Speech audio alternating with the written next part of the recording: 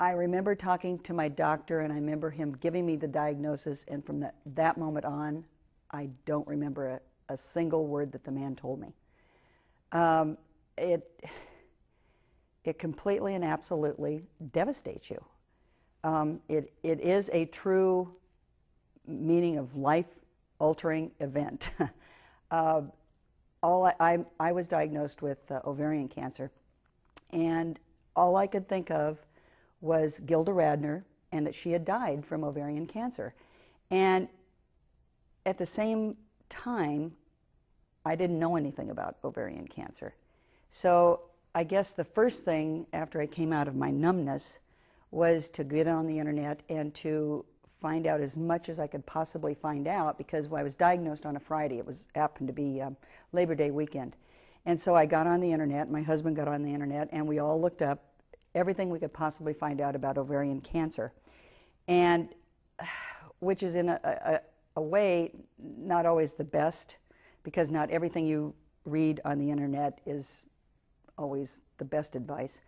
But I got as much as I could from them, and at least made it through the first weekend until I actually got up to see my surgeon that I had obviously made arrangements to see but don't remember.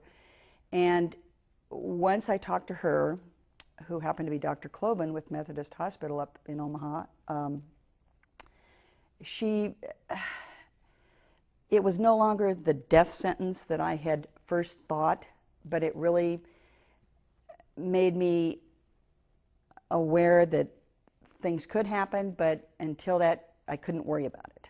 I mean, I had to absolutely worry about something I could change. I couldn't worry about something I couldn't change. And so until I got over the surgery, there was nothing I could do except fight. My life has changed after diagnosis. I think you learn to prioritize. Certain things no longer have a great value to you. I mean, things are just things. Family becomes very important to me anyway.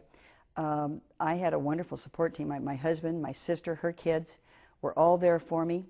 But you learn to prioritize. I mean, you really pick and choose the things that mean the most to you, and it's not things anymore. It's your family. It's spending time with your family.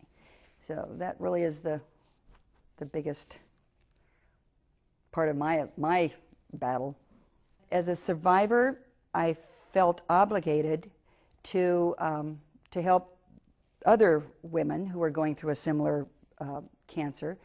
And when I looked online and I found the National Ovarian Cancer Coalition, they had no one really set up for Nebraska yet. So I volunteered myself, my time, and my family to help with organizing our state chapter. So I'm now the state chapter president of the National Ovarian Cancer Coalition. And I've had a lot of phone calls, and it does give you a good feeling to give back to someone who's literally at that lost point, and I just find it very rewarding. Information to a newly diagnosed person would be, try not to panic. Don't think of it as an automatic death sentence. Get your family involved. Get all the information you can possibly get from your doctors. Get a support team started, and a support team should be your immediate family, your husband, your sisters, your brothers, their kids, whatever. And then also some sort of spiritual guidance, because I truly couldn't have gone through this. I know I keep saying my husband and my sister and her family, but you still have to have that spiritual tie. I don't think I ever went to bed at night after I was diagnosed without talking to my maker. And we had long talks sometimes, and sometimes they were weepy talks, but it pulls you through it. It sort of knits that whole circumstance together. It gives you the faith and the energy to go on, to fight it, because it takes a lot of fight to fight this battle.